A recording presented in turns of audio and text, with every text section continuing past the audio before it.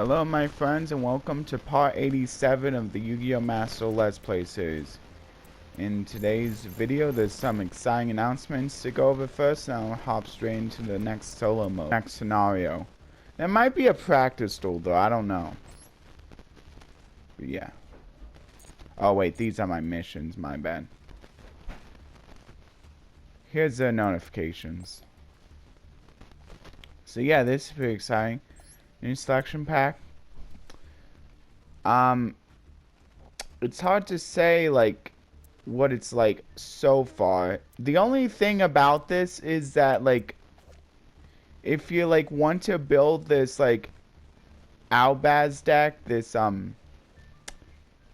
Despia deck, there are quite a few like URs and or SRs, a few that like haven't been reprinted in this set, which means that the only place you'll find them is the master pack. So you're gonna have to like probably just craft those as your best bet. So like you're gonna have to like use quite a bit of UR and URCP, UR crafting points and SR crafting points if you want to like build the deck and haven't like start on it when they were first introduced. So yeah.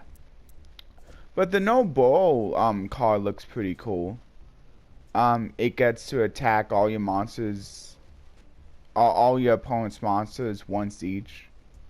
Kind of cool. That first effect, and then it gets even better if you have rockets in your, if you're actually playing rockets in your deck. But like, just the part where it can attack at all your opponent's monsters once each is pretty nice. And then here's that new Vampire Sport card. It's a 2+ level 8 monsters. And then like that, like some of the other Vampire Exceeds, it has an effect where if it has a monster that's owned by your opponent with a level that's owned by your opponent. Oh, so like if you steal one of your opponent's monsters, you can treat that monster as level 8. That's pretty nice. So you can steal their level 2 and so treat it as level 8 for this cause exceed summon. Not too bad. And so it has like a special summon effect where like as long as you like mill like the top 4 and one of those is a monster, you can like special summon that monster. The only bad part is it also like mills your opponent's cards, which isn't always like a great thing, like when your opponent may have like cards that like have effects activated in the graveyard. So yeah, and then here's that new Blue Eyes card for those of you who are interested in Blue Eyes.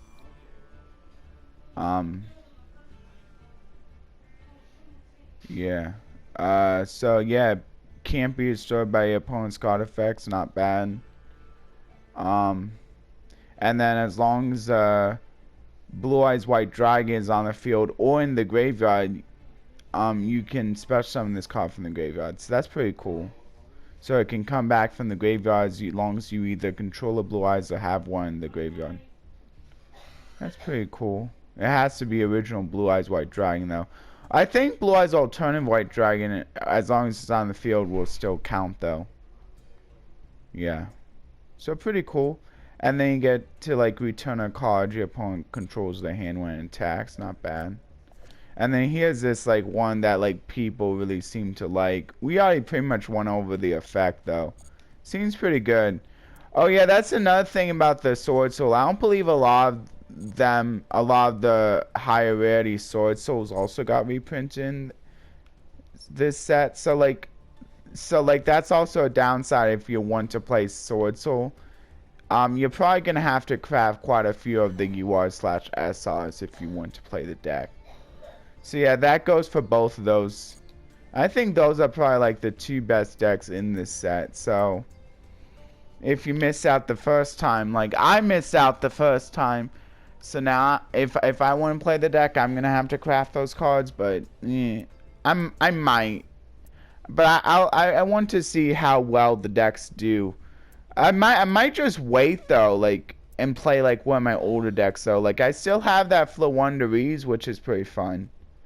I'm not sure how good the Prank Kids is at this point, like, because like basically like if they stop you from like being able to like get back your Meow Meow Moo somehow, like if they stop you from being able to get to your pranks, that's actually pretty bad. Now I'm thinking maybe you just want like mill pranks, like if they stop the effect of the Prank Kids fusion to get them to get the pranks into your hand, because like I feel like you really need pranks at this point, or else you're gonna have a hard time during the next following turns. Because that Meow Meow Moo is very important, since you can like just go into it using just one Prank Kids monster. I think pranks becomes even more important now because of that. So yeah. Anyway, yeah, and then of course new gates to sell them out. We'll see that as we like go along. So I'm not even gonna look at that. And then new accessories have also been added, so that's pretty cool. Yeah, but I don't think they really interest me all too much. But I'll go over the new accessories once I get the secret pack for the Heralds. So yeah, let's go through that.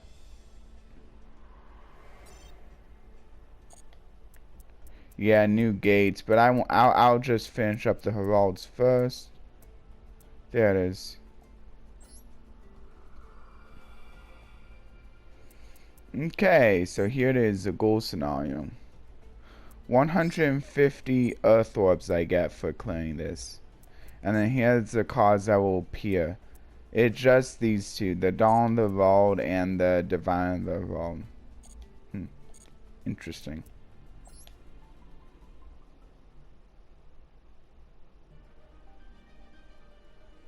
In the frontier, the Herald is enshrined in a temple. As for when this temple was constructed, nobody knows. It is old but well maintained and has a sacred, solemn atmosphere about it. However, depending on who you ask, that structure may have an unusual aura about it. It appears not to have been built as a place of worship, but to contain something merely covered up as a shrine. The central part is hidden, and it is said that there are god statues inside. And into that inner sanctuary, only a select few priests or diviners are allowed. The divine of the Herald, the person who receives the oracle from the Herald. She claims that from a certain age she began to hear the voice. After many trials and tests, a priest determined that the voice she heard belonged to the Herald. This diviner is not one who commands the people. Her role is to correctly decipher the oracles for people and protecting them from natural disasters. Her resolute power in connection with people had helped pass along to the future generations her role of diviner. And one girl will continue as the new diviner to connect people with the gods.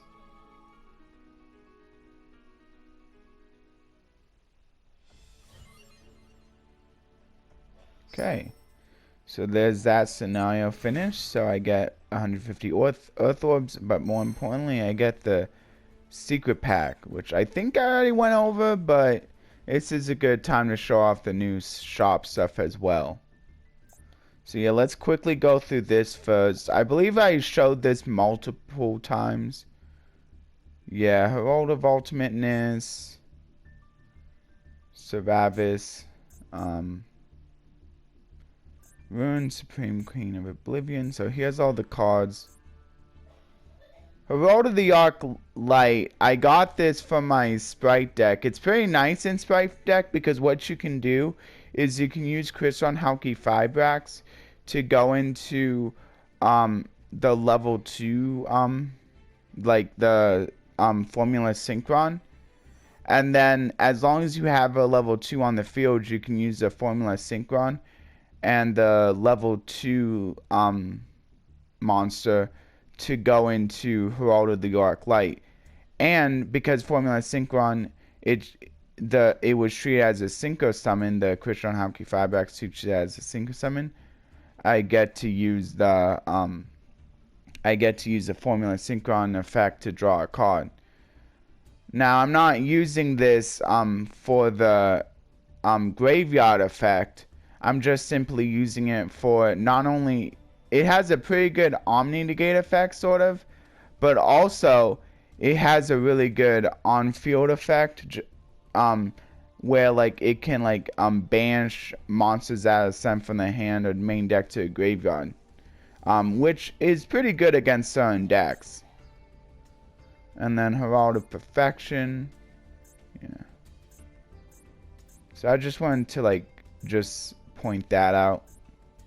Yeah, and like I'm starting to get like my cards for the sprites, so that's pretty fun. I just recently got Sprite Blue, like, and like even though I only got one Sprite Blue, it's pretty nice because like I can just as easily just special summon it through multiple ways. Even if it's at one, I can still pretty much reliably get to it, like either through Gigantic Sprite or Sprite Jet, searching the Sprite Starter, which I can then activate to special summon the Sprite Blue, or just like hard drawing the Sprite Blue. There's like a lot of ways, or like hard drawing the Sprite Starter even. Yeah, it's a really nice card. Like even like having one in your deck, it's pretty nice. But of course, like I'm gonna be getting the two others at some point, which is gonna help the consistency a bit. But already, like it seems pretty good. I can see why people enjoy this Sprite deck. I'm just hoping that Totally Awesome is actually banned like some people want. I think it might be a little too soon for something like that to happen, since I don't think Totally Awesome's like, is Totally Awesome broken in other decks? For those of you who play the TCG, like, is Totally Awesome like broken in other decks in the TCG?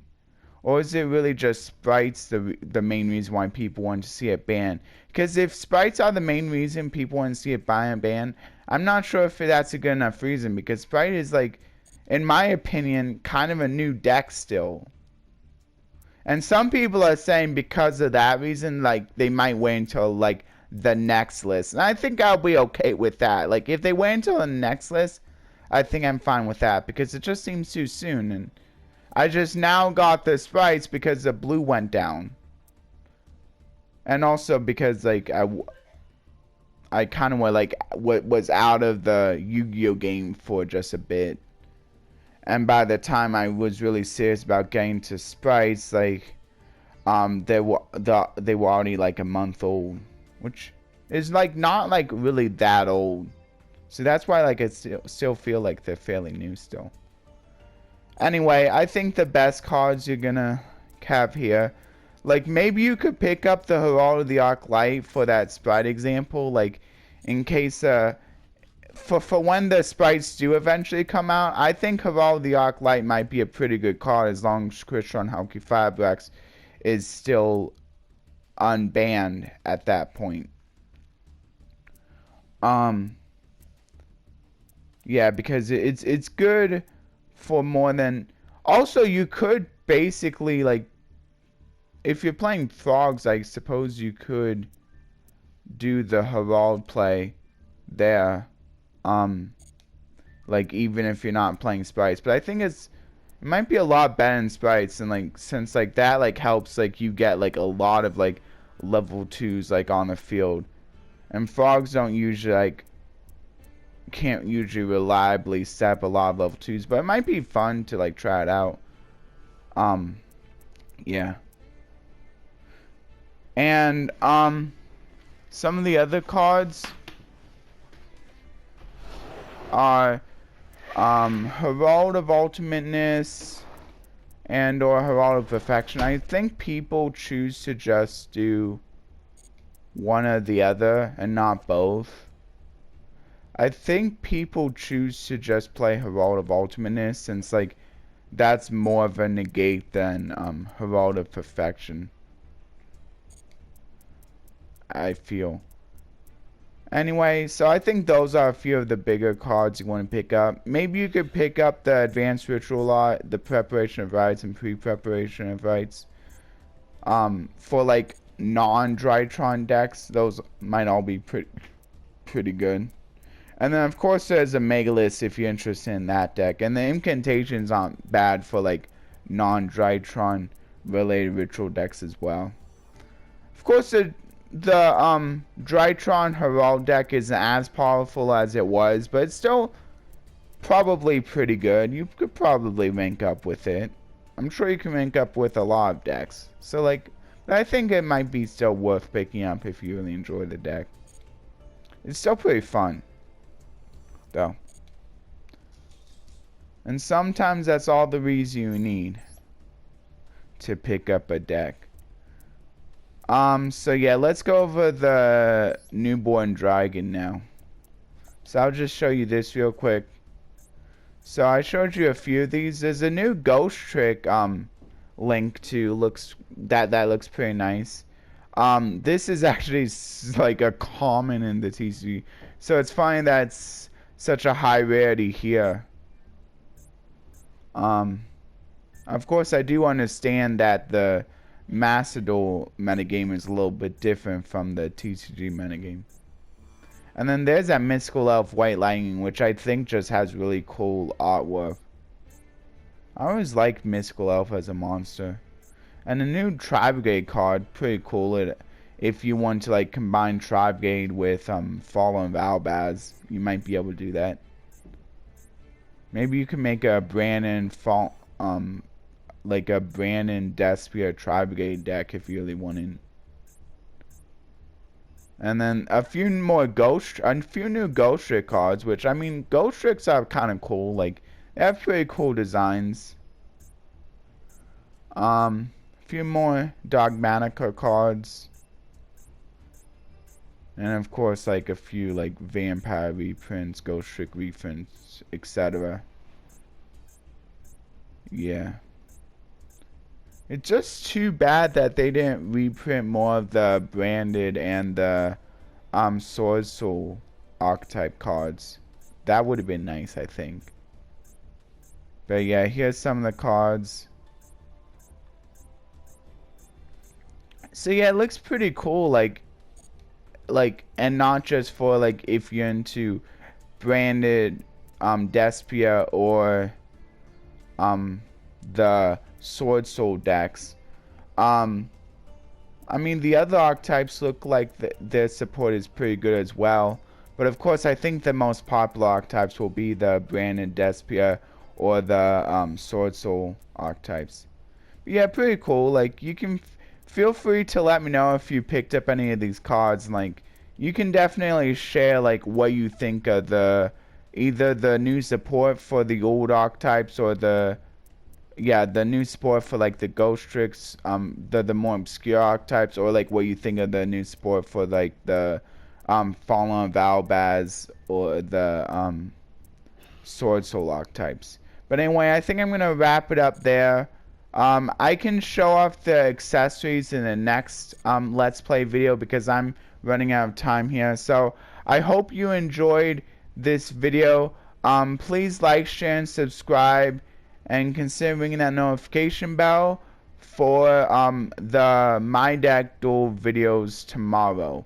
I'll see you all in the next one. Oh yeah, and also please leave a comment. It can be whatever comment you want, just like something to help out the algorithm. And I'll see everyone in the next one. Bye.